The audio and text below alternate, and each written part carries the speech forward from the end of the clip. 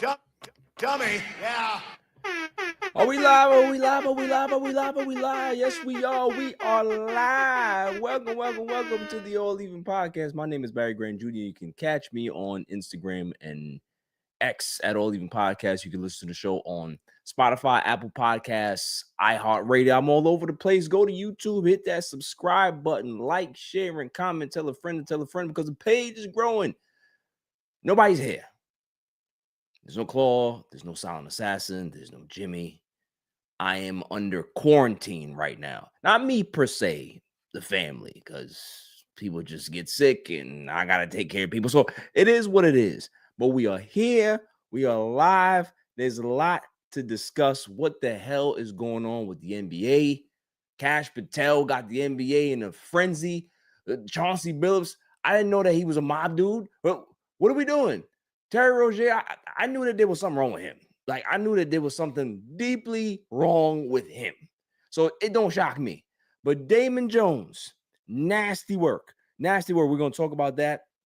We're also going to talk about Mark Walter being on the verge of purchasing fully the Los Angeles Lakers. He's about to put his $10 billion bid in. $10 billion. It's crazy. We got Thursday night football to discuss. Jets watch. Brian Daboll, he gets fined for whatever the stupid nonsense that he did with the tent gate. That's what I call it. Russell Wilson claps back at Sean Payton. That was great. Irrelevant news of the week. And then the greatest segment on the planet, Dummy of the Week. Dummy. So let's just get into it. Chauncey Billups, Terry Rozier, Damon Jones, they're all indicted for different reasons. They've been arrested. And this is going back to 2019 for Chauncey Billups, that he was in this illegal poker game where he was on the winning side all the time. Like, he would invite players over. They had X-ray glasses. They had X-ray tables. They had infrared lights and being able to see underneath the cars. Like, what is happening here? I had no idea that Chauncey Billups turned into Daniel Craig. James Bond. What are we doing?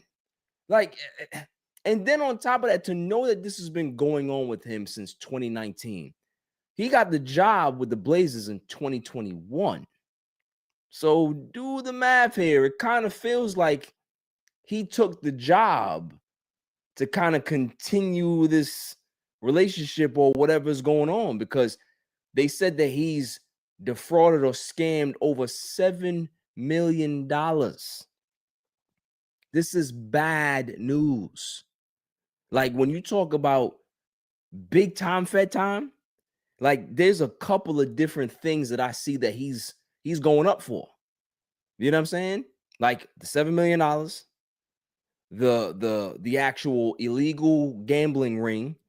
And for me, it feels like a RICO. This feels like a RICO, whether it's a RICO against Chauncey or they trying to get somebody else. This is crazy. And this kind of highlights or makes all the conspiracy theorists out there that says that the NBA is rigged and, it's predetermined, all this other stuff. We don't believe it. It just intensifies the bullshit. You know what I'm saying? It's unfortunate, but that's exactly what's happening right now. Let's go ahead and discuss, and we'll go back to Chauncey in a little bit.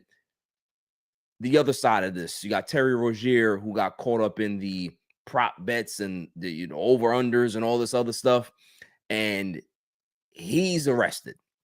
I think I think he's out on bond right now, $6 million. He's gonna put his house up to be able to put the bond up, which is crazy. Just think about what this guy literally is about to cost himself. He's making $27 million this year. He's not making pennies. He's not out the league. Like, he's making $27 million. Why would you potentially sacrifice that to get your homies a couple of thousand? If you making money, wouldn't you just be like, yo, here's $100K, here's $50K. I'm gonna go ahead and hook you up with that so you can be able to start your own business or invest in this or invest in that. Like, why would you sacrifice your own career to make your homies rich on some bullshit? And then on top of that, the plays. Like, you ever watch Blue Chips? That's exactly what it feels like to me. You talk about point shaving, dude was just throwing the ball. You just try to make it look believable. You know what I'm saying? And then had a fake injury. You faked an injury. Man's made a whole bunch of hundreds of thousands of dollars. You don't think that the betting sites and all of these other places are going to be like, yeah, we got to flag this. And on top of that, all of the betting sites flagged it and let the NBA know about it. Say, yo, your man right here might be living foul. You might want to check that. Adam Silver, okay, thank you. Soft as shit. Like, for me, I hate the way Adam Silver handles things. Like, he doesn't look like somebody who's like overly concerned or overly exuberant in regards to like trying to get to the bottom of things. He's kind of like, oh well, yeah, it's disheartening, but like, yo, this is a big stain on the league. If all of this stuff comes back true, because it's all allegedly at this point, this is a black mark on the league for decades to come. Because again, you've already had people out there that do not trust the system in regards to, we think it's rigged, blah, blah, blah. So you as a commissioner, you have to come out to condemn this, but you also have to go ahead and try to sow the trust back that might be lost in regards to public opinion. Let's go ahead and go talk about Damon Jones now. Damon Jones, his issue has been same thing in regards to the poker ring, but also some other bets as well. Big time gambler, if you hear Gilbert Arenas talk about him. But the nastiest part of him is that he leveraged LeBron James's friendship to be able to do this. Like, LeBron to tell him, yeah, not really feeling too hot or whatever it is, might be a low management game or whatever it is. And he'll go and take that to wherever he's taking it, make them put the bet in, and dudes out there making money. Like, why would you involve your man like that, knowing that LeBron is a high profile athlete? He's the face of the league. Why would you even try to jeopardize that? So you already know friendship is cut off at this point. If I'm Braun, I'm deleting everything. I don't know you. Don't call me. Don't call me for no lawyer fees. Don't call me for nothing. You're cut off. Cut off. It's terrible. It's terrible in regards to what's happening. But let's go ahead and talk about the bigger picture here. We have 3 separate athletes, 2 former basketball players, 1 current basketball player, and they're caught up in this illegal poker ring, stupid prop bets or whatever it is. Like, y'all are in the 1% of earners in this country, whether currently or you were at some point. And for y'all to be caught up in gambling just looks crazy.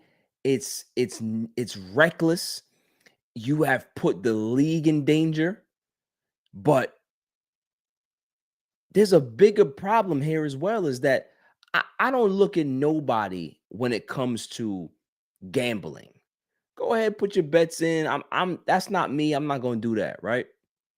Put your bets in, but for all of our leagues to have this on the forefront, every single commercial, every single website ad, like it's all sports betting. Did you not think that your players are gonna get involved in this? Because motherfuckers is stupid. You gotta understand, like, not everybody is well educated. Not everybody looks ahead. Not everybody, focuses on, all right, what am I doing? How's my image? How is this going to look on me? Every move that I make, Some people don't move like that. Some people got to learn the hard way in regards to how they get punished or how they move, right? You can tell them until they blue in the face, don't do that, don't do that, don't do that, don't do that.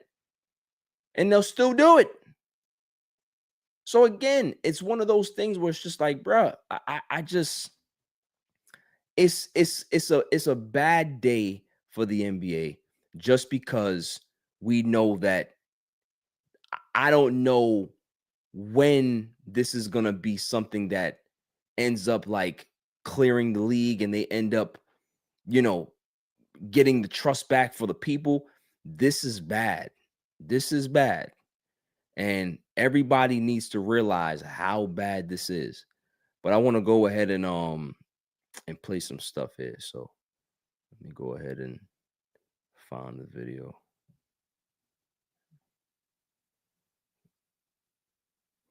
Very funny. Because I had no idea that Chauncey Billups got down like this. No idea. This is the worst of it. That's it. This nigga went full James Bond mode to scam his homies. Scam them. Full James Bond mode to scam his fucking homies for $7 million fucking dollars. $7 million. $7 million. Look at That's this it. shit. A fake table? No. They had infrared glasses. Look at this. They can change the number. Oh my goodness, you can see it on the card? You can see through the Fake cards. cards? There you go. That is crazy. Yo, infrared car. Yo, what's crazy is that he didn't even believe in his poker skills. He was just like, fuck that. I'm not even going to risk it. I want the James Bond glasses. Give me all the cheating mechanisms that you can be able to find, and I'm using it. Yo, this is one of the wildest stories I have ever heard. It's nuts. And all I'm gonna say is, if you thought this was bad for the NBA, the NFL is about to say, hold my beer.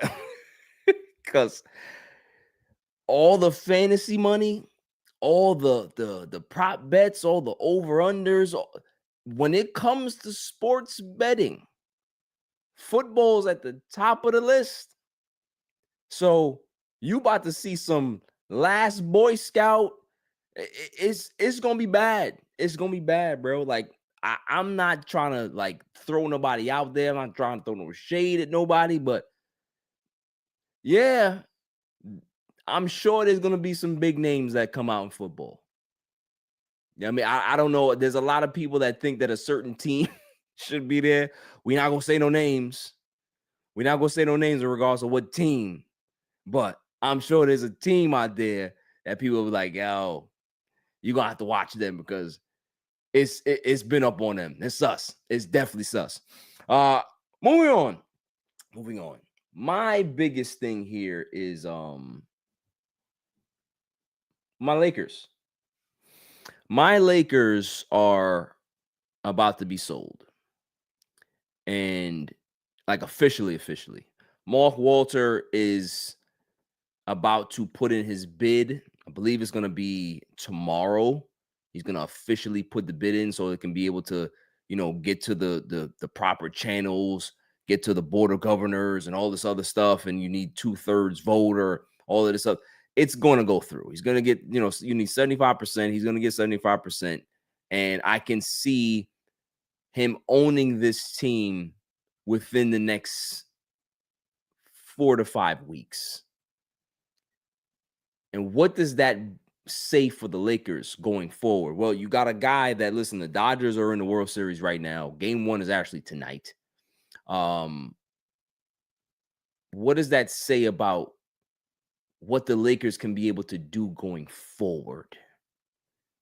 Does it mean that they're going to be able to have big time bargaining power in regards to spending in free agency? No, because you have to work within the means of the cap, the new CBA rules, the new apron rules, and all this other stuff.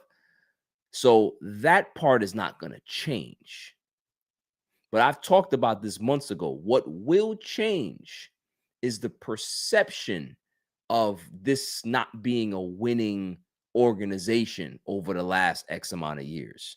What will change is the state-of-the-art facilities that are about to come.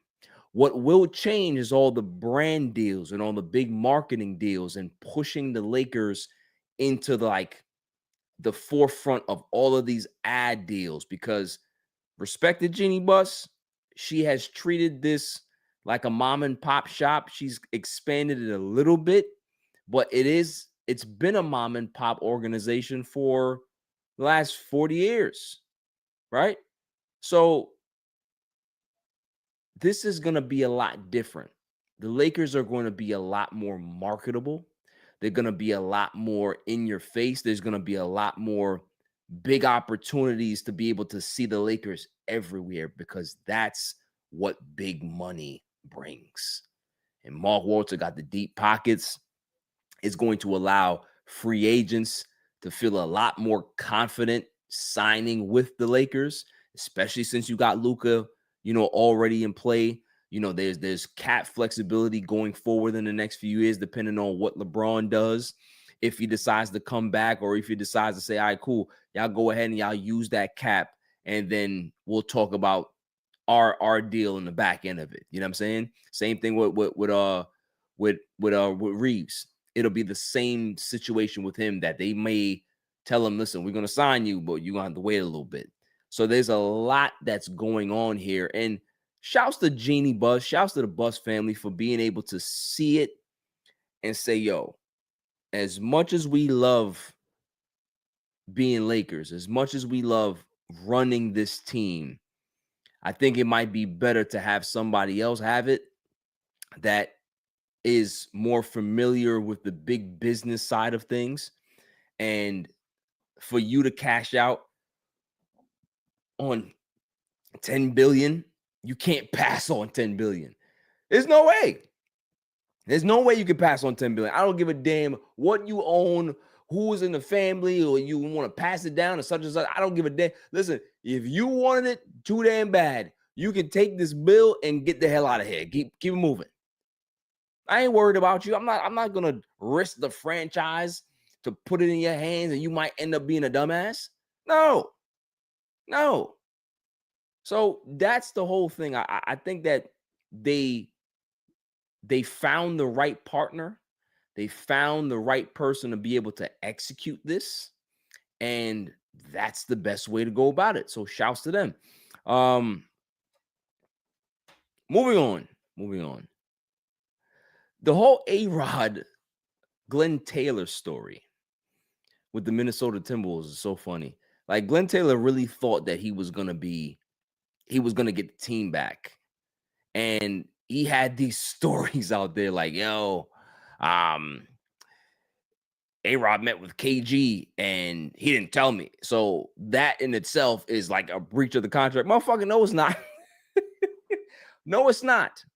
Your dumbass was a terrible owner. Players didn't respect you. The fans were like over it at that point. A-Rod comes in and says, all right, cool. Let's work it out. Let's go ahead and we'll buy the team, and it'd be stages in regards to how we're going to do this. And all of a sudden the Wolves, they get good, and you want to go ahead and renege on the deal. Get the F out of here and go somewhere with your money and stop pissing people off. Because if you were a good owner, if you were respected, then maybe you have a little bit more cachet to be able to probably try to renegotiate or whatever it is. But you sold it to somebody who's eager, who wants to see the team play well, who wants to put a lot of energy and resources into the team. So just chuck the deuces and get the fuck out of here. Like that's all I can say. Like, stop trying to stop things that are already in motion. You already sold the team. There's already a contract in place. There's already phases of when they're supposed to put in the first bid and all this other stuff. Like, stop trying to renege on a deal that's already done. There's nothing worse than an ass better. There's nothing worse than somebody who ass bets and reneges on deals. You know what I'm saying? It's the worst thing. I remember playing CeeLo back in the day. You know, you wrap a dude up 4, 5, 6, bomb. Oh shit, yo, son, I'm short, motherfucker. Nah, no, you're not. You gonna have to figure it out. New sneakers, some new J's. I use them shits as consignment. Be able to hold them shits for collateral. Like that, we're not doing that in regards to IOUs. You came into the game, you know what the actual what the buy-in was. Don't play stupid. Don't play stupid. You know what I'm saying? So that's exactly what it is. And we're talking about hundreds of millions of dollars here. You know what I'm saying? Like this ain't just a regular CeeLo game on a 7 train. So let's go ahead and piece it up. Try to leave quietly. Don't get people upset, because when people get upset, then people get hurt. That's what I'm saying. Moving on. Kevin Durant has a documentary coming out. Interesting. Netflix is doing a documentary on Kevin Durant. I don't know when it's coming out. I think it's probably next year or maybe the year after that. Maybe it might be, they're probably going to keep it in the tug until he actually like officially retires. Maybe, I don't know. But they've been following him around since, I believe they said the 23-24 season. So I'm curious to see what angles they go about it with, like what story they trying to tell, because the story of Kevin Durant is very, very it's very odd. Great player. Like, you look at his numbers, we're talking about all-time historic, probably one of the greatest scorers, if not the greatest scorer in modern history in the NBA, in regards to how easy he scores. 3-level scorer, can be able to seamlessly transition to any particular basketball team. It doesn't matter what team it is. He fits in. You do not have to like change your offense and over cater to a guy like Kevin Durant, just because his game is so malleable with every type of offense out there. And that's what makes him so great. But the basketball side is one thing. It's the enigma of a person that was outside of it, right? The guy that was so super sensitive that he didn't like criticism, and, went to Golden State, and then he didn't like the way that turned out because people didn't really accept him the way he thought he was going to get accepted, or he thought that he would be a lot more fulfilled winning a championship in Golden State, back-to-back championships, and that wasn't the case for him. So you're looking at a guy, and obviously I don't know KD, but it's one of those things where it's like he never looks happy or satisfied with his position where he is, whether it's historically all the time, currently. He just never looks happy or satisfied. So he's always looking over the horizon. You know what I'm saying? He just signed an extension with the Houston Rockets. We're going to see how this season goes. If he's going to plan to spend the rest of his career in Houston. I think it's a 1+1. So, it's probably not the case. But it's just amazing how a guy that talented, a guy that skilled, just can't seem to get over the hump in regards to being like one of the godfathers of the league. That's what I mean. It's like he's great, but he's always going to be the guy that people say, KD is just something wasn't there. Something was missing. It's great. Like I said, the man is a bucket. I never disrespect KD, but it's with the burner accounts and all this other stuff and him. Now, there's a difference between engaging with fans, you know what I mean, and then literally like trying to use burner accounts just to see what people are saying about you, or just to be able to get your shit off. Because we all know that there was a burner account back when he left Oklahoma City that was very, very Kevin Durant sounding. You know what I mean? So, and I'm sure he's still doing it, or he probably got other people that are surfing the web to find these things out and see who's talking about him or whatever it is, right? And for me, it's just like, you're bigger than that.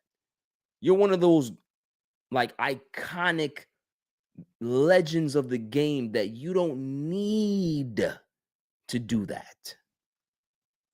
Can you? Of course, anybody can. Anybody can get caught up in the social media game. Anybody can get caught up in the comment section. Anybody can doom scroll and all this other stuff. But for what? What do you gain? So I really want to see the angle that they come at. Like, I'm sure that they're going to try to humanize him as much as possible, which is a great thing because, I always remember when he won the MVP. And the tears and the passion and the heartfelt message that he had to his mom, right? Heartfelt message that he had to his teammates. Like, that's the KD that I respect. That's the KD that I want to see. I didn't like the KD that we got prior to Golden State and then after. I didn't like the KD that went to Brooklyn. I didn't like that KD because that KD was a guy that manipulated his way into getting everything that he wanted in Brooklyn. And then when things didn't work out, he decided to say, I'm going to take my money and then I'm going to go. Like, you know what I mean? It's like, where's the leadership? Where's the accountability? Where is the hey, listen, I chose to be here. Things didn't work out. And a lot of that a lot of that blame has to be put on my shoulders because maybe I was a de facto leader. Other guys were here as well, but like I chose to take on this challenge and I think I'm going to stay here to try to finish it, right? There was never anything like that. For me personally, I didn't think that was cool. And just the other night, opening night where he gets booed in OKC, that's an indictment on how the fans feel about him is that he never, like once he left, he never ingratiated himself back into the Oklahoma City Thunder fans like good graces. It was just one of those things where it's just like, all right, I'm out. Fuck y'all. So of course they're gonna be like, all right, cool. Like you left us hanging high and dry. We won a championship without you, Harden, and Westbrook. We don't need none of y'all.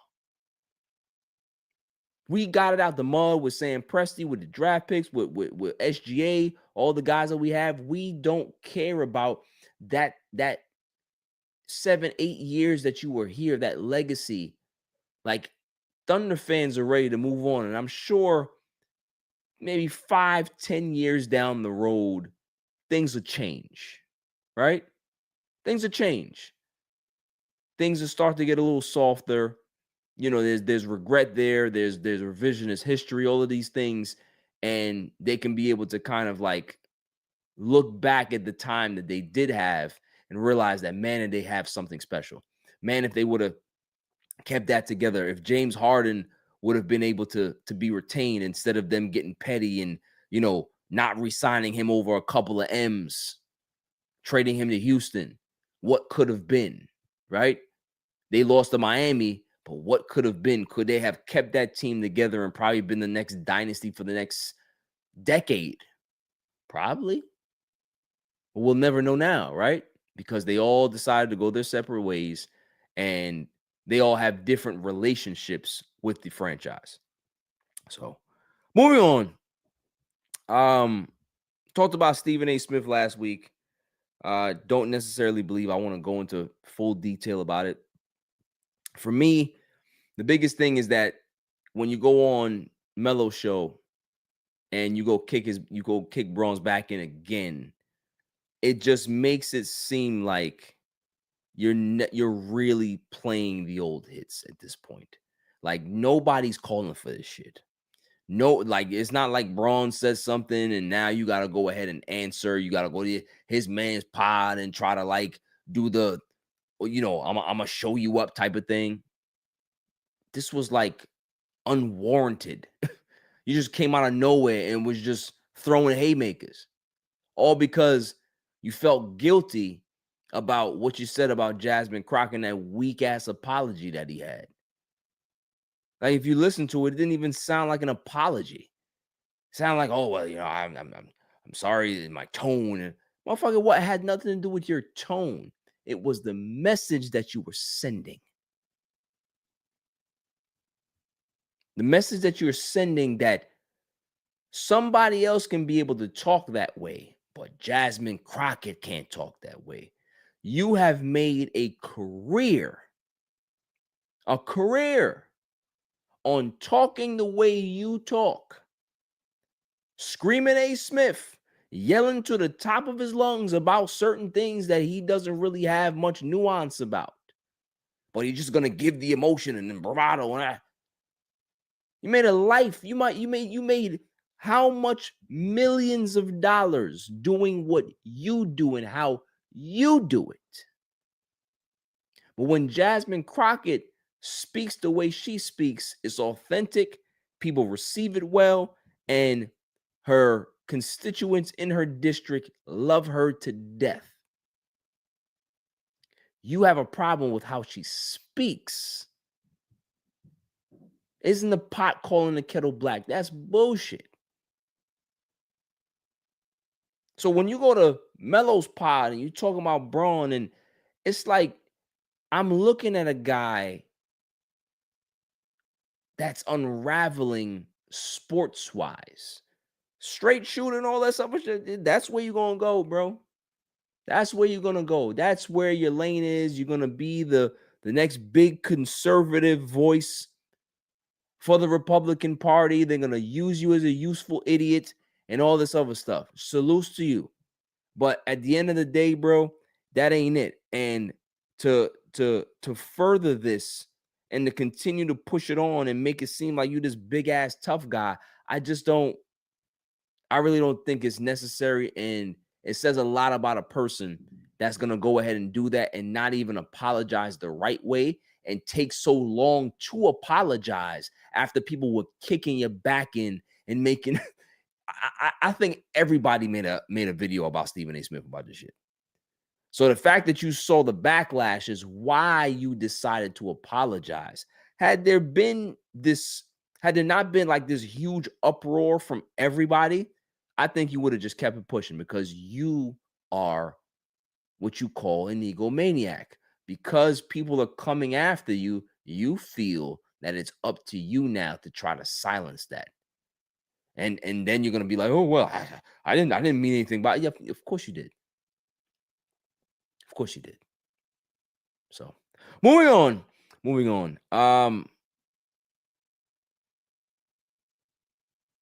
What else do we have here?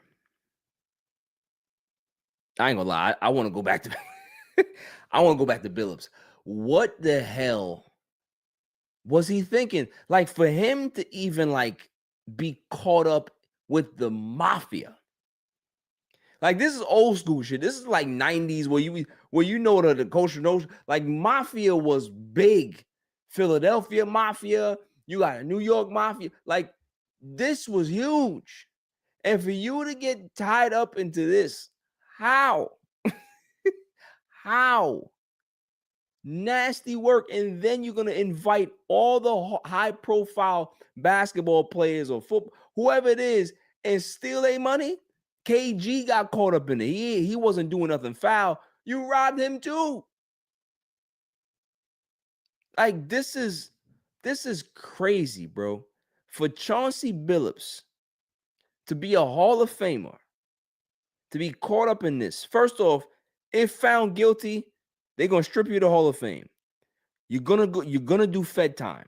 And when I'm talking about Fed time, I'm not talking 3 years, bro. I'm talking at least 10. At least 10. Fed time. Like, you going up. And for what? $7 million?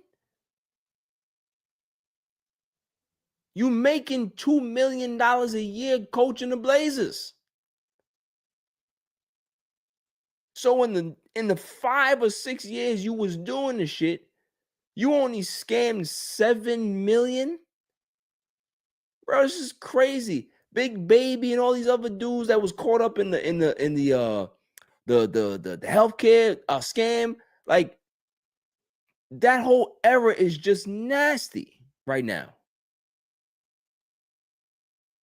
I never thought that guys who made millions of dollars would ever risk their careers and their reputation and their freedom like this.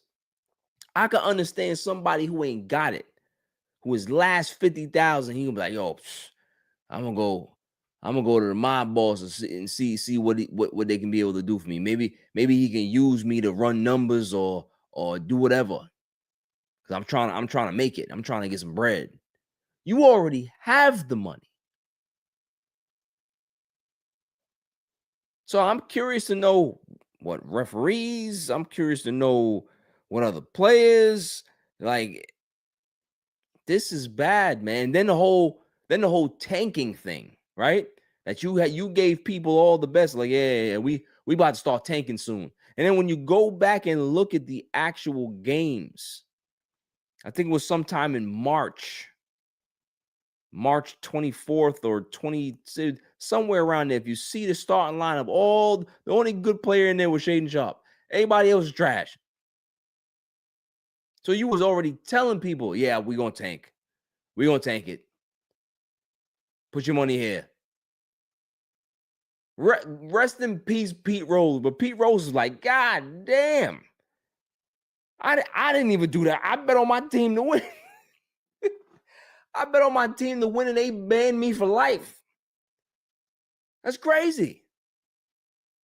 This is crazy. So that's all I'm saying. Moving on. Let's go ahead and go to irrelevant news of the week. You got to be kidding me. I mean, how do you watch them? I mean, yeah, they stink. Every week we go ahead and we check out the stories and see what we can be able to find. Let's see what we can find here. All right.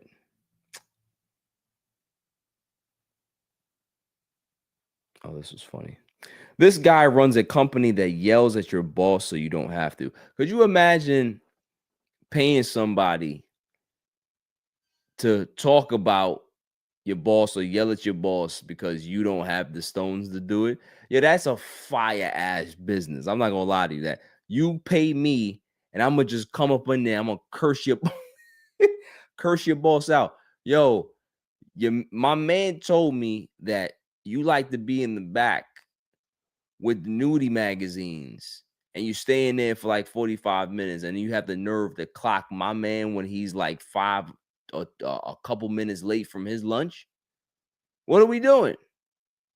Yeah, you the person that we saw outside getting beat up and roughed up by some goons on the block, and they took your money, and then you lied about it, and then said that one of your coworkers or one of your employees was in your car and tried to steal some bread. You got some bread missing. Like, that's the type of people that you're dealing with. No. I'm gonna call you out. I'm gonna curse you the fuck out, and I'm gonna tell you that my man is no longer gonna be employed here.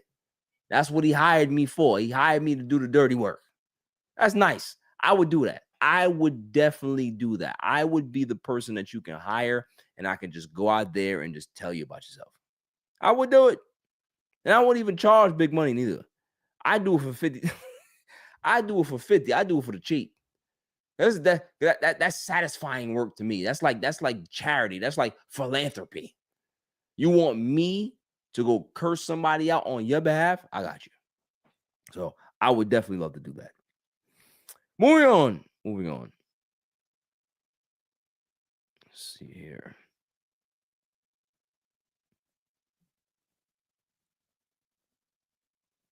Oh, here we go.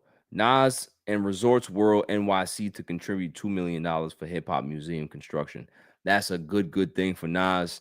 It's always been a dude that's that's given back to the culture, giving back to the communities. Gonna be able to add on to the hip hop museum. That it's such a great place to be if you've never gone there. So salutes to Nas for being able to get that done. Moving on. We got the first trailer for the Eddie Murphy documentary has arrived.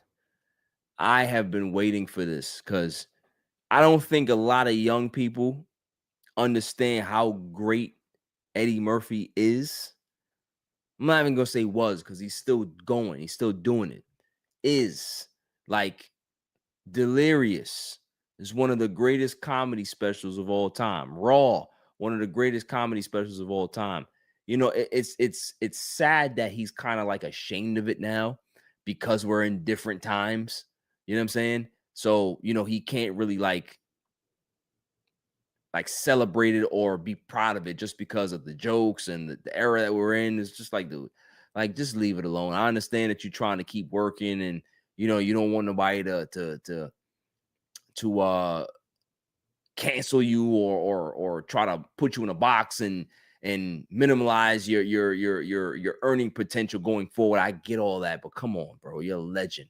You're a legend. So the fact that they're gonna do a documentary on that, I can't wait to see it. I would love for Eddie Murphy to do a stand-up now. I would love to see how that works. Like, you know what I mean? Like how he would approach it due to the fact that things have changed in his life.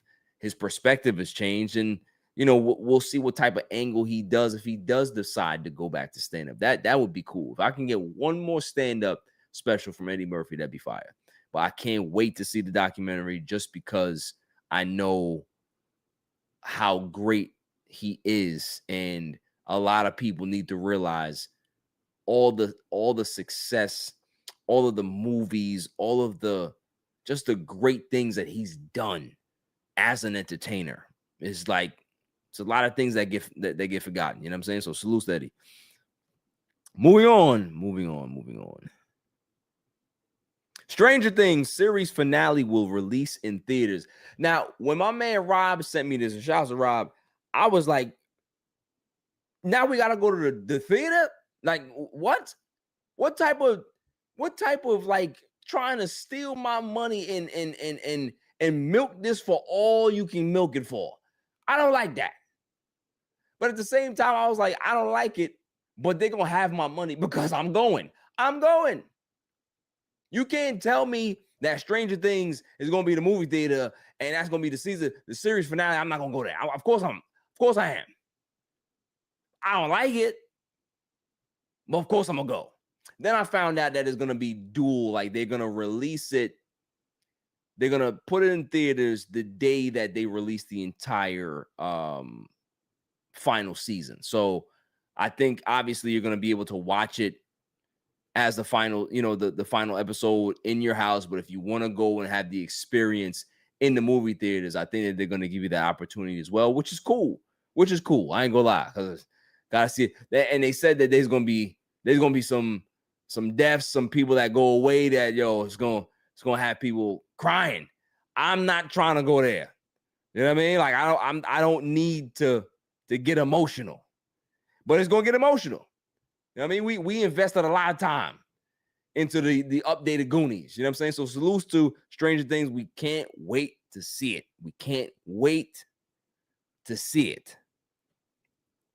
Moving on.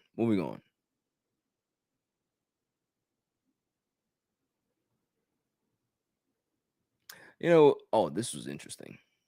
NBA bringing back the Larry O'Brien trophy and script logo for the NBA Finals. Thank you. Thank you, Adam Silver, for being a smart person to realize that you've been stupid for the last X amount of years. Like, if you notice, if you're watching basketball and you notice, like, the NBA Finals, it just stopped feeling like it's a championship. It stopped feeling like pomp and circumstance. It stopped feeling like this big, extravagant event. We understand it's a potential 7 games, but it still needs to feel like there's something special at the end of it. Where's the montages? Where's the big what do you call it? Like promos and the fireworks and all this other stuff. Like we want all of that stuff. You know, the NBA logo patch on the jersey.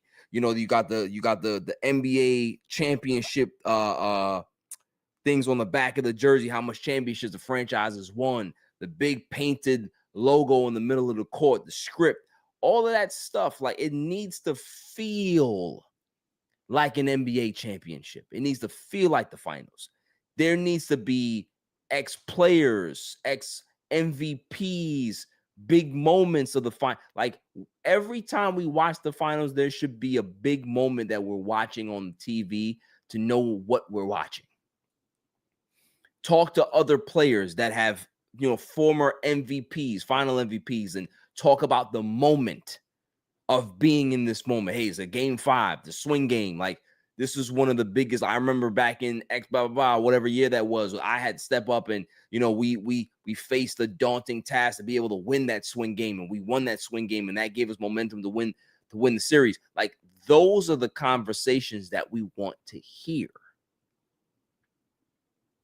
Make it feel like the NBA Finals, and for once, be a smart commissioner. So shouts to you. Moving on. And we got one more. Yeah, this was a sad story. American basketball player Jared Shaw facing life or death in Indonesia over $400 worth of THC gummies. I use cannabis as medicine for my incurable Crohn's disease.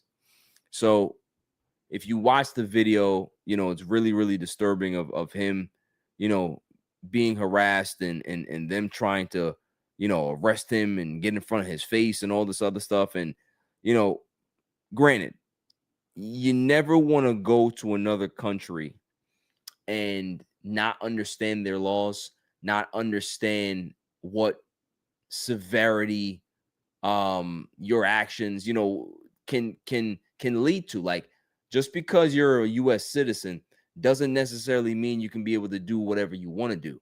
Like we saw what the fuck happened to Brittany Griner. She was over there for months, right? Months.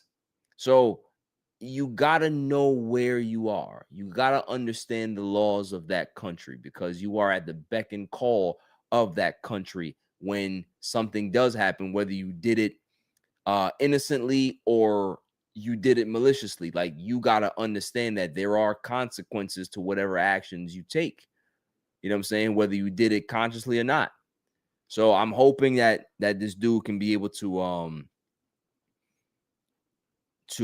get home, that he's not going to be imprisoned and all of this other stuff, man. Like, shouts, thoughts and praise go out to his family and all that stuff. So that is my irrelevant news. You got to be kidding me. I mean, how do you watch that? I mean, yeah, they stink. We're going to go ahead and talk about Thursday night football. I didn't watch the game as detailed or as closely as I probably should have.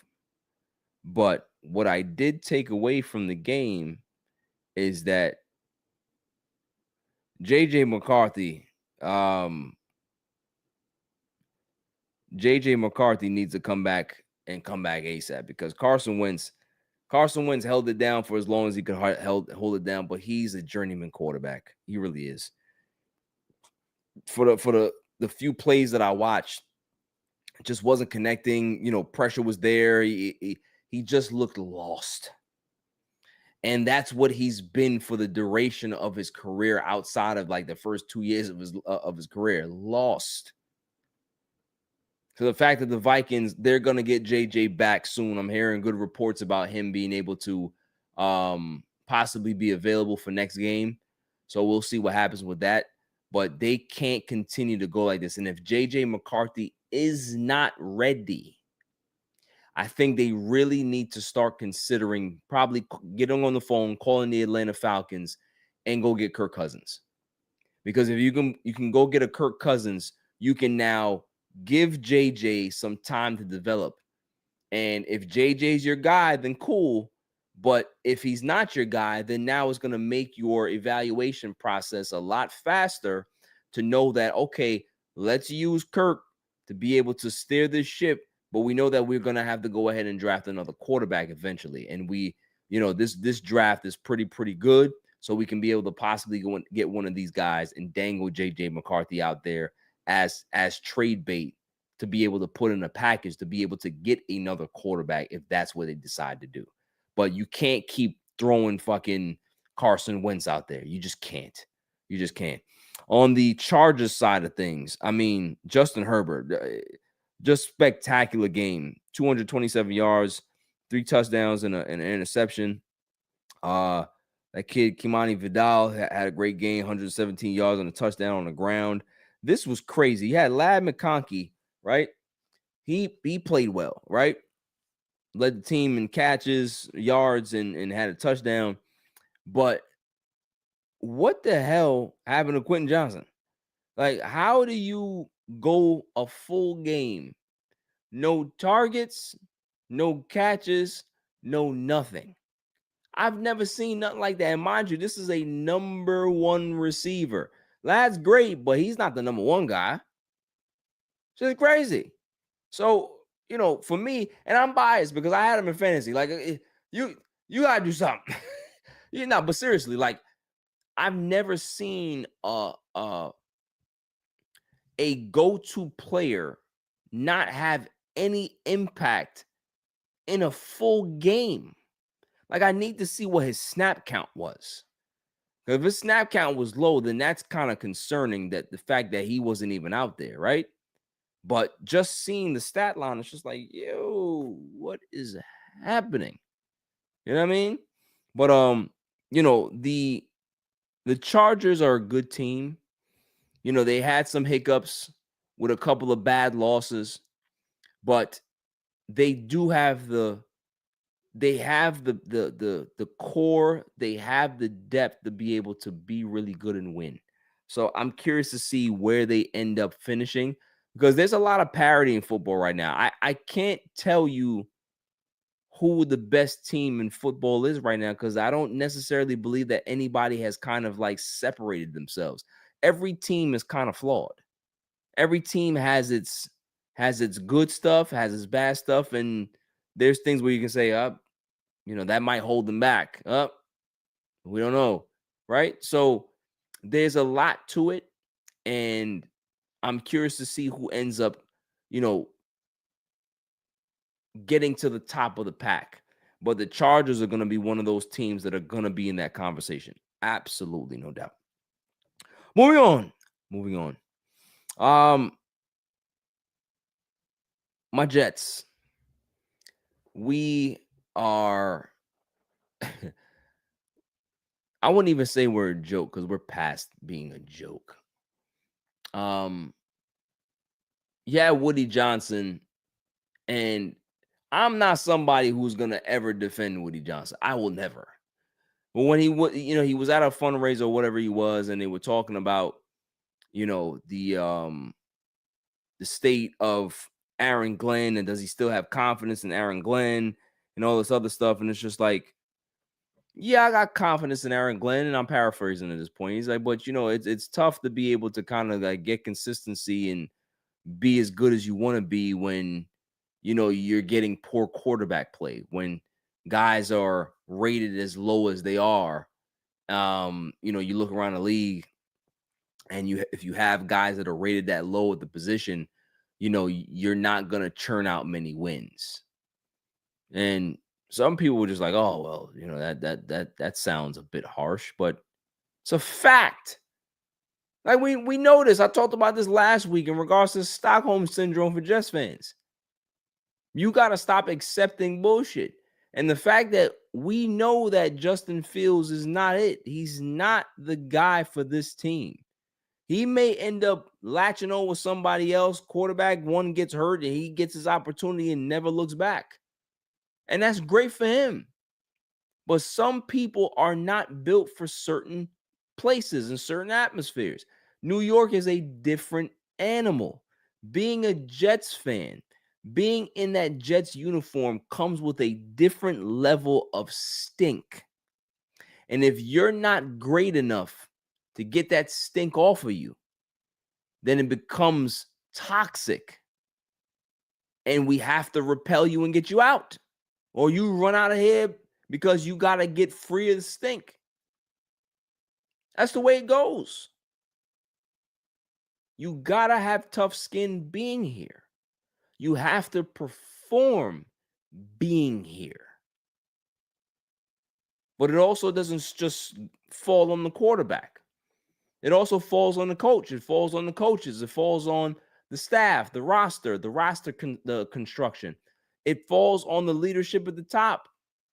We ain't got none of that shit. Some teams, they're bad. They're making strides, but they have the foundation in place. The fuck the Jets got in place? What do we have? Nothing. We don't have an owner that nobody likes. The GM that nobody can even say his name. Aaron Glenn's a first-time head coach, and he's probably might be in over his head. You don't got a quarterback. You got a running back who is good, but he has not shown the flashes or the consistency that you want to see out of a guy that's potentially about to get paid, right? But he's also behind a bad offensive line. Guys don't know how to road grade. They're not great run blockers. There's so many different things that go on here.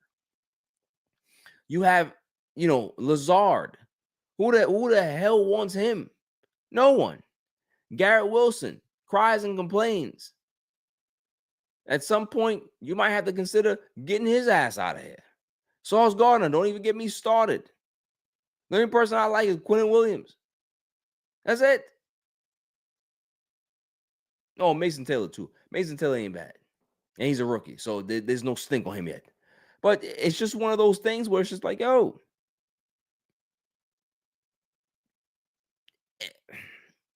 disaster. And on top of that, the man can't even pick a quarterback. Like, we know that Tyrod Taylor's banged up, and he still hasn't come out and said, yeah, Justin Fields is going to be the quarterback. Like, for me, what I think he's going to do is he's going to say, yeah, we just signed a new guy. His name is Jonathan Goodwin. And we're going to look at this dude like, yo, that's Justin Fields in a hat and a fake ass beard. Come on, man. Like, we know that there's nobody else here. Anybody else here, so just wheel his ass out there, let him play as bad as possible, and then we'll go on to the next week. Jets ain't winning. They're not winning no games. You know what I'm saying? Like, that's the whole point. Is like, I don't necessarily care for them to win. Be competitive. Make a game out of it. But at the end of the day, lose. Because we are trying to get the number one pick. Leave no doubt and make sure that we get the best player available. That's all I care about. If the best player available is not even a quarterback, I don't even care. Get the best player available. BP. That's all I care about. Because if you do that, then you'll end up being able to be a lot better because you're getting raw talent. You're getting talent that could be able to impact your franchise. And the Jets, for too long, have not had those guys. Darrelle Revis was a guy like that. And when you got an impact guy like that, it improved your franchise almost immediately. You know what I'm saying? So all of those things, man, it's super important to be able to figure out what you're going to do to be able to get better and move this franchise forward. Because for right now, it's an embarrassment. Like, people like to make fun of the Jets because it's a punchline. It's funny. But at some point, Jet fans, they get tired. They get tired of being the punching bag. You saw that kid on that poor video. That kid is no more than maybe 20, 25 years old, right? I put on a high side 25. The pain that you saw in that kid's voice, his eyes, his body language. Like that's passed down. That's genetic pain. A lot of people are it's passed down to you as being a Jets fan. People don't willingly choose this shit. And if you do, you're crazy. You got this passed down to you from somebody. Your grandfather, your mother, your father, close friend. Somebody said, yo, I'm going to take you to a Jets game. Well, let's watch this. Like, the helmet is cool. You know what I'm saying? And you realize, whoever tried to sell me on this when I was a kid, they lined me. They lined me and lied to me and told me that this team was good. Ain't nothing good about the Jets. Nothing. Ain't nothing good about the Jets. And that's coming from a Jets fan. So, yeah. Nick Mangold, definitely want to send a shout out to him. He's in need of a kidney transplant. I'm hoping that, he finds a successful match, because it's a matter of life and death for a guy like Nick Mangold, who is a Jets legend, a very young man as well. Like, we're talking about a guy who's he's 41 years old. He's 41. So for a guy that's 41 years old, in desperate need of a transplant at this stage, like, he has so much more life to live and so much more milestones to hit, that you hope that he can be able to find a match.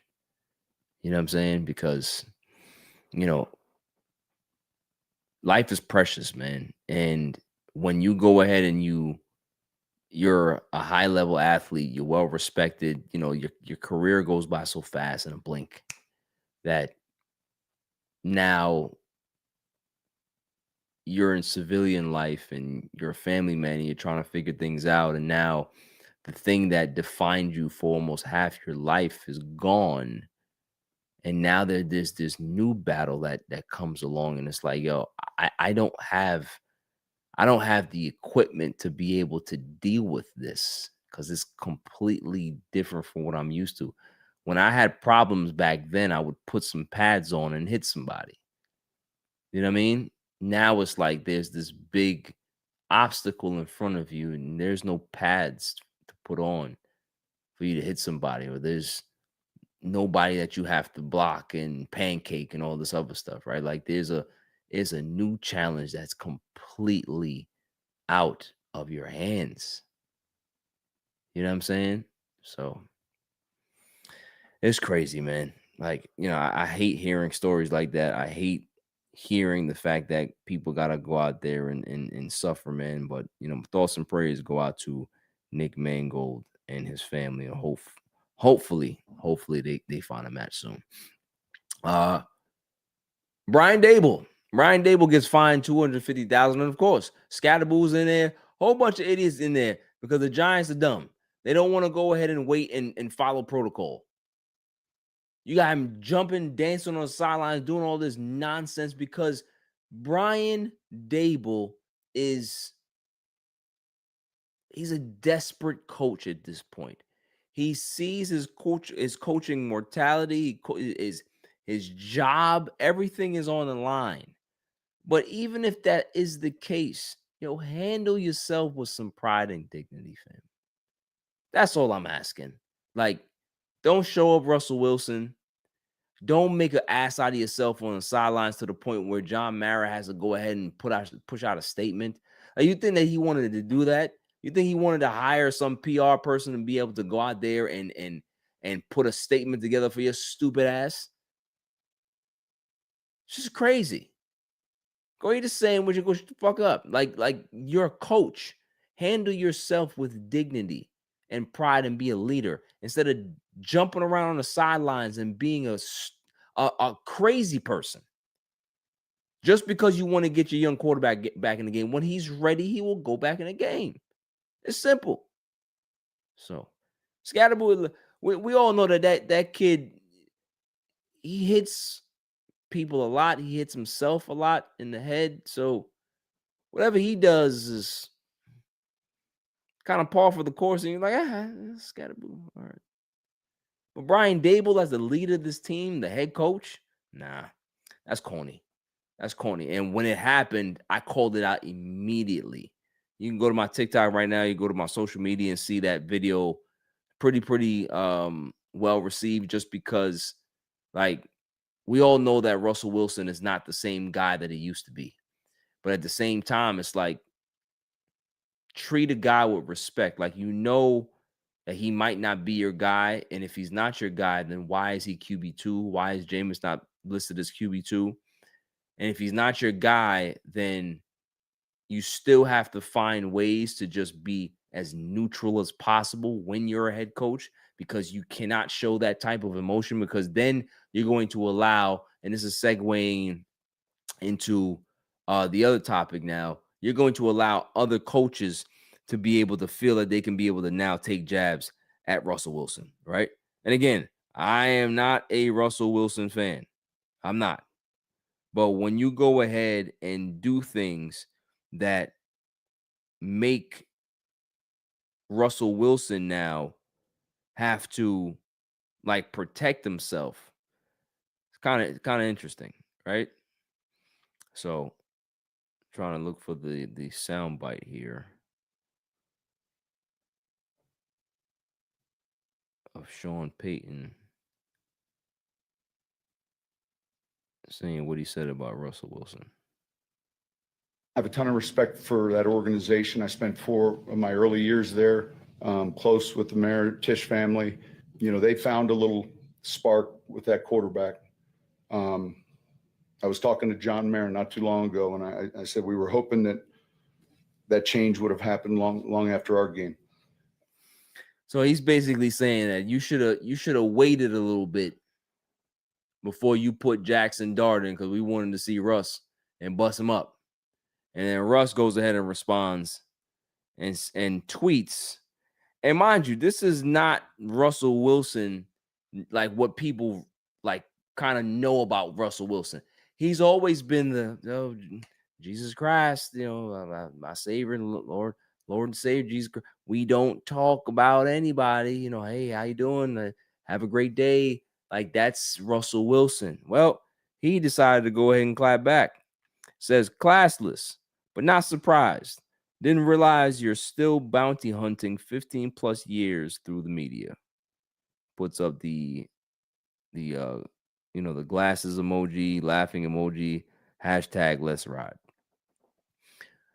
At some point, even a guy like Russell Wilson is going to have enough of people kicking his back in, making fun of him, calling out him and his wife, talking about how fake he is, talking about how terrible he is at football, talking about that he shouldn't be on the team, talking about that he should retire, talking about that he's washed. Like, you constantly hear these things, and some point you're going to say, all right, enough. I've had enough of this garbage, enough of this bullshit. We're not doing this no more. And I got to say something. So the fact that he actually answered Sean Payton really, really bodes well for his mental health going forward, because if you're going to clap back at people, then this is the Russ that we need to see. This is the Russ that we need to see. We don't need to see the oh, Jesus, your Lord and Savior. We don't need to see that. We understand that that's what you're about. But we also need you to curse the motherfuckers out. That's it. Curse the motherfuckers out and then go to church Sunday morning and repent. And repent. That's it. That's what 304s do out there. They go out here and live their lives, and then they go church Sunday morning and repent. Repent. That's it. So that's all it is, man. Moving on. Wemby's out there killing. Yeah, Wemby looks absolutely scary. He does. I am not going to cover the World Series because I'm miserable. The fact that the Mets are not in it, I won't cover the World Series. But I will discuss some Mets news. Excuse me. There's a story out there to say that David Stearns possibly is not a fan of bringing Pete Alonso back. And for me, as a Mets fan, what gave it away? Like, any Mets fan at this point is shocked. Anybody who is shocked at this particular story or rumor or whatever it is, you're not watching, because David Stearns dragged this negotiation out last offseason. You had Scott Boras, who was looking at other teams to be able to have leverage to go back to the Mets. So you had two sides that were kind of dragging this thing out, but David Stearns was dragging it out like, I think we can be able to figure it out and find somebody else to play first base or DH. And Steve Cohen said, Fuck that. Like, you're not gonna not have the guy that's on the precipice of being the all-time home runs leader for the franchise and being a homegrown guy not come back here. So we're gonna have to figure this out. Get out the way and let me deal with it. Now we're year 2 into negotiations. Can we honestly say that David Stearns is going to operate or negotiate in good faith with Pete Alonso at this point? Pete Alonso had a great year, right?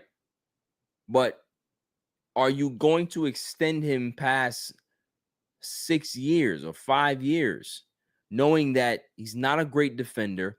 He was rated as the 32nd best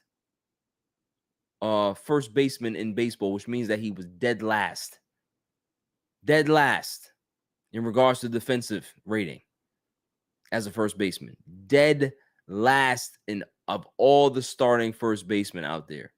So when people say, oh, well, Pete, he played all 62 or 162, what the fuck does that mean? What does it mean? I don't care if you play 162. That's great. Shouts to you. But what does that do in regards to your ability to be able to play the position adequately? Your instincts? Your ability to throw the ball to a guy that's covering first base? The decision-making of where you're positioned and lined up? Pete Alonso tends to not make the easy plays and then gets Sandlot fucking dirty. Look like Smalls out there when it's the difficult plays. So it's like, yo, we don't need you flopping around out there making stupid ass decisions. Just make the easy plays. And if you don't know how to make the easy plays, then make sure you make the decision, you and Scott Boras, to tell whatever teams that are involved and interested in your services that you are willing to play DH. Because I think that every team going forward is going to look at him as a DH. You know what I mean? Like, they're not going to look at him as a team or as a player that's like, yeah, we can be able to use him at first, use him a little bit of DH, moonlight him hit. Like, no, they're going to be like, all right, it's either you're going to play the majority of games at DH, all of your games at DH, or we're just going to bite the bullet because we really want you and have to capitulate to your needs that we're going to put you at first base. That's basically what's going to happen. So for David Stearns, the question is, do you want a Pete Alonso? Because defensively, if you're trying to get better defensively, then Pete Alonso doesn't help you defensively. So do you try to convince Pete Alonso to come back as a full-time DH while you can go and get a guy like a Yandy Diaz or somebody else to be able to play first? Maybe it's a Bryce Harper. But yeah, that's the situation here, is that didn't shock me to hear this report that David Stearns probably might not want Pete back. And who knows, maybe Pete doesn't want to be back either. He did exactly what he had to do. Set the record. He was here. He's a homegrown guy. But at the end of the day, like, we gotta be honest. What has Pete Alonso and this core won together? I understand that people love him. I understand that people want to continue to see the polar bear in Queens. I get it. But at some point, you have to see, does it make sense to keep these core players together when they haven't achieved shit? Or maybe we need to go ahead and shake up this core and make a brand new core. Get a brand new core of guys that we can be able to trust to get us where we need to be.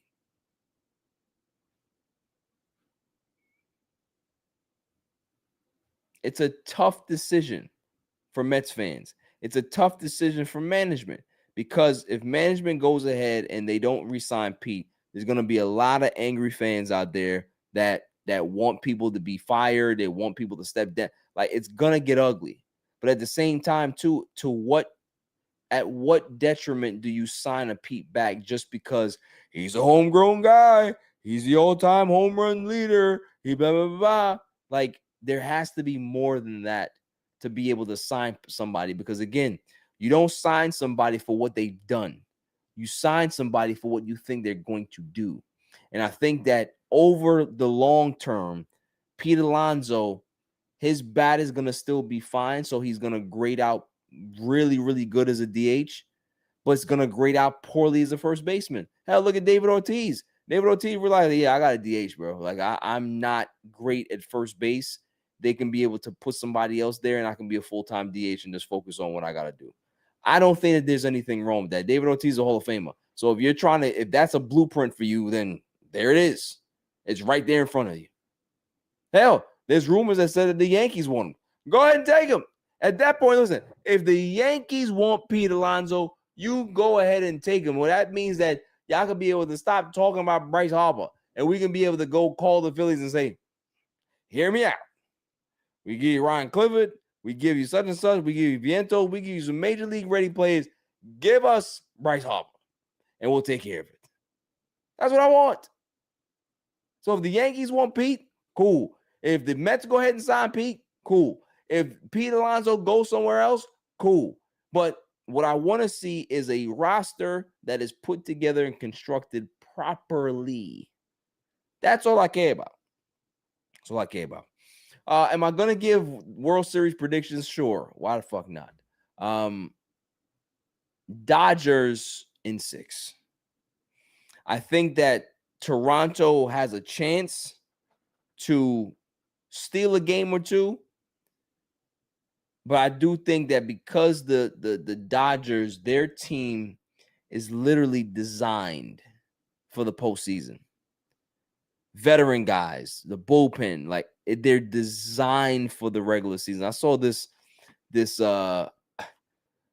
meme or this post about the Dodgers doing this on purpose. Like they went to people and was like, yo, you're not gonna get that much significant playing time during the season because we have so much depth. But once the playoffs come, like we're gonna lock in, we're gonna go back to normal. Like, come on.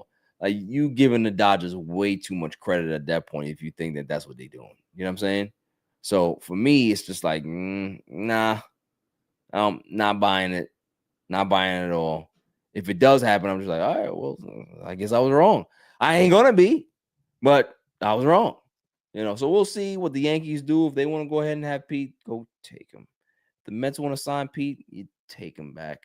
But make sure that if you do sign back Pete for the Mets, that he's primarily the designated hitter, and they need to stop with this platoon bullshit that they're doing, and they've been doing since the DH has become universal in every league. Like, what the hell are we doing? You're supposed to have one thumper in that lineup that can hit 30, 40, 50 home runs out of the DH position, not be splitting it between 4 players. Like, fuck, what are we doing? We got news that there might be who they're going to sign for their hitting coach. I think it's Brian Snitker's son. Can't remember his first name, but he was with Houston. Has a very good track record of being a really, really good hitting coach, hitting instructor. So, you know, we'll see what happens with that. Hopefully he can be able to help. Hopefully he brings in, if he does get hired, and, you know, all signs point to him being hired, if he can be able to bring in a philosophy that can be able to help this team go forward. Because, you know, the thing about Houston has always been a very good hitting team.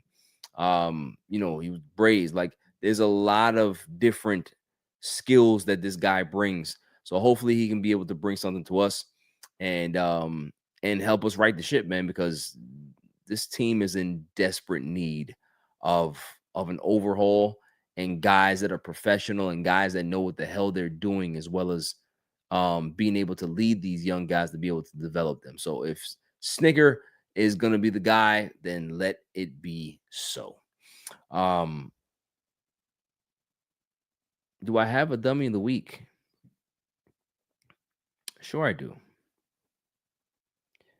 And it's always going to be the same guy because he's had such a great week. So let's go ahead and cue it. Who is the dummy of the week? Dummy, yeah. Activism of the NBA down the street. By the way, this was so wild. Stephen A. Smith, the sports commentator, suggested that this was revenge from the president for all the kind of left-wing activism of the NBA. Your response to that, 15 seconds. I'm the FBI director. I decide which arrests to conduct and which not to conduct. That may be the single dumbest thing I've ever heard out of anyone in modern history. And I live most of my time in Washington, D.C. It's right up there with Adam Schiff. We arrest people for crimes. So, when did we there you go. There you go. Stephen A. Smith. Stephen A. Smith gets my dummy. Yeah. There's the thing. Cash Patel, he always looks like there's a ghost in front of him or something. Like, I don't know what type of cocaine he uses, but like he's always wired. And I said, there's no room for a brown Nazi in a white nationalist group. They don't want you, so you're gonna have to figure it out at some point. But he did make a great point about Stephen A. Smith trying to go ahead and put the dots together about this is political. This is political, but Trump is coming. Yo, dude, like these investigations were long before Trump came back in office, right? Like we're talking about 3 terms here that they finally went ahead and got this information and put it out there. And granted, I'm not the biggest Cash Patel fan, and I would never tell you that I trust Cash Patel all the way. But if the evidence is there, the evidence is there, and I can't be able to refute that. So, Stephen A. Smith trying to go ahead and put his conspiracy hat on, like, I don't care to hear about none of that stuff. Like, the fact that you went ahead and tried to walk it back with Jasmine Crockett after Serena's husband done it, pressed you, right? Pressed you hard, and you ain't say nothing. Then you go on Mellow Show, and you go on a pivot. Oh, if I it wasn't the atmosphere. It wasn't the time for that. Yo, dude, I just like there's a name. There's a name for motherfuckers like you, man. There's a name. And I'm not gonna say it. I'll let everybody else fill in the blanks. You know what I'm saying? But for Cash Patel to hit him out like that, I would love to hear what he says about Cash Patel because all he likes to do is criticize black women, black athletes, black politicians that are on the progressive side or left side. He doesn't have no smoke for nobody else. So we'll see exactly what he says about Cash Patel because Stephen A. Smith is one of those people that he got mouth for who he has it for. Pause. And maybe he's not paused because maybe, what. So yeah, Stephen A. Smith gets mine. Dummy, yeah. That is all for this show this week. I think I covered a lot. The fact that Chauncey Billups is a hoop fella. Chauncey Billups is working with the mafioso. Like, what is happening to life? Like, what dark black hole did Earth drop into? And we're like in this completely different timeline. What happened? It's nuts. For Terry Rozier to think that doing what he did was going to be okay for his homies to just make a couple of thousand while you making $27 million. You could have literally just said, yo, here's 50, here's 70, here's 100. Go open up a business. So I'm going to get all of y'all, let's start up an agency, and then we're going to go ahead and, get y'all licenses, get y'all credited and all that. Or have a transportation business. Bomb. All of these things you could have hooked up your mans with, but you decide to point shave? It's fucking stupid, man. So, look, no PSA this week. I'll be back next week. probably be doing a lot more of these like lives in between the actual, full episodes of the All Even podcast. So, I like the way this looked, like the presentation. And I'm hoping that we can be able to continue to progress and move forward and, get the engagement up, build the community. Shouts to everybody that commented on the Stephen A. Smith stuff, who subscribed, who sent good notes, good messages, personal, DM, whatever it was, man. I do my best to push out as best content as possible. I am somebody who's always gonna be authentic to me. I'm never gonna like change and kowtow and switch up. I just don't do that. So like, share, and subscribe. Watch all the other videos. Check out my Stephen A. Smith video about Jasmine Crockett. Check out my Stephen A. Smith video about the whole breakdown of the whole LeBron thing.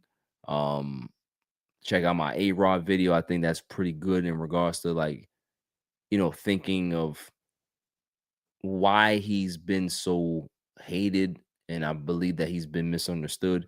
And shouts to everybody, man. Shouts to Claw, shouts to Silent Assassin, shouts to Jazz. She's not feeling too good right now. I gotta be taking care of her. Well, that's fine. Shouts to my son, who literally got everybody sick in here. It's crazy how you can be able to go to the doctor and be like, yeah, I'm gonna just go check up. Give him a checkup and see what's happening. And then the doctor comes back and says, yeah, he got everything. And you're like, everything? What you mean? Like, how does that even happen? I've never heard of an 8-year-old kid having everything. Like ear infection, COVID, 2 strands of the flu. Like, how do you get that? Like, I need to know what zombie is in his class to be able to give him that.